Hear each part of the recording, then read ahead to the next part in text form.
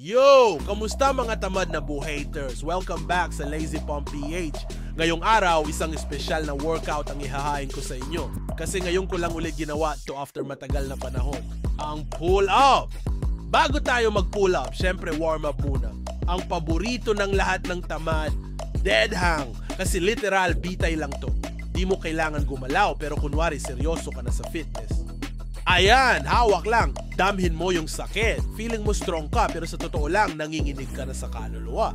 Walang reps, walang galaw. Basta kapit lang, parang sa relasyon mong ayaw mo na pero ayaw mong bumitaw. Okay, init na ang mga kalamnan, pati pride ko.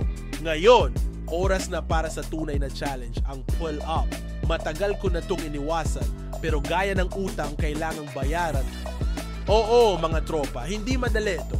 Pero minsan, kailangan mo lang talaga buhatin sarili mo. Literally.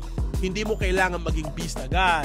Ang mahalaga, sinimulan mo. Kahit isa lang yan, panalo na. Pakiramdam ko parang gumagawa ako ng milagro sa bawat hatak. Pero ayos lang.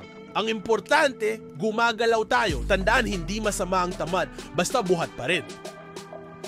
Okay, mga kabuhat. Round 2, pangalawang set na ng pull-up. Kahit gusto ko nang umuwi, record na, sayang naman. Aminin natin, yung una, lakas loob lang. Ngayon, lakas ng dasal. Isa, aray, dalawa. Bakit ko nga ba ito ginagawa ulit? Tatlo, pakiramdam ko may nakita na akong liwanag. Pero hindi, ilaw lang pala sa kisame. Yow! Grabe yun! Sabi nila, no pain, no gain. Ako, all pain, konting gain lang please. Pero ayos lang, at least buhay pa tayo. Kahit yung kaluluwa ko medyo nag-quit na. Okay, set 3, isa...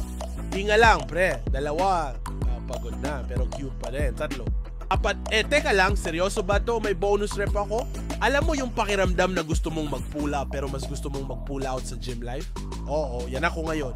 Okay, pang-apat na set na. Isa, parang okay pa ako. Dalawa, konting hilo lang to. Tatlo, sino yung nagsabing mag-pull up ako ng 4 na set? Kakampi ba natin yun o kalaban? At kung iniisip mong, bakit ko ba to ginagawa? Hindi ko din alam. Okay, mga kabuhat. Pang-5, huling set. Kung makaligtas ako dito, magpapa-burger ako. Kahit drawing lang. Isa, gutom na ako. Dalawa, parang nananaginip na ako ng kanin. Tatlo, grabe, pakiramdam ko may angel na sa tabi ko, naka-clipboard pa.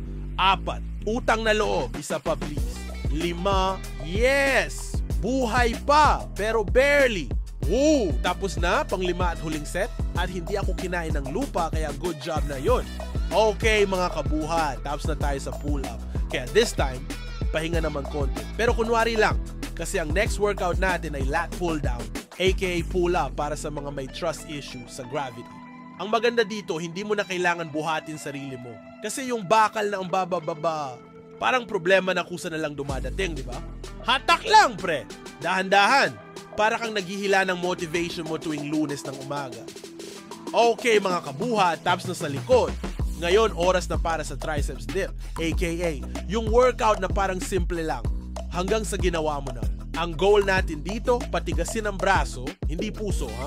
Triceps lang to, hindi heartbreak recovery. Sabi nila strong arms equal strong hugs. Kung ganito kahirap, ewan ko na lang kung mayayakap pa kita after nito. Alright, pangalawang set na ng triceps dip. At kung iniisip mong, bakit ko ito ginagawa sa sarili ko? Same, pre, same. Grabe. Parang bawat dip may kasamang flashback ng lahat ng cheat meals ko. Pero ayos lang dahil kahit nanginginig na, gains pa rin, baby. Okay, set 3, triceps dip ulit. At this point, hindi ko na alam kung buhat pa ito o punishment na sa mga kasalanan ko sa cheat day. Ang triceps dip ay parang relasyon. Kung hindi ka mag-iingat, mahuhulog ka. Pero kung tama ang buhat, lalakas ka. Kahit mag-isa. Pangatlong set down, braso ko medyo patay na. Pero at least hindi pa ako. At yan ang tunay na victory. Ayun na mga kabuhat. Tapos na rin sa wakas, hanggang sa susunod na buhat mga kabuhat. Magpahinga ka na kasi ako matutulog na rin.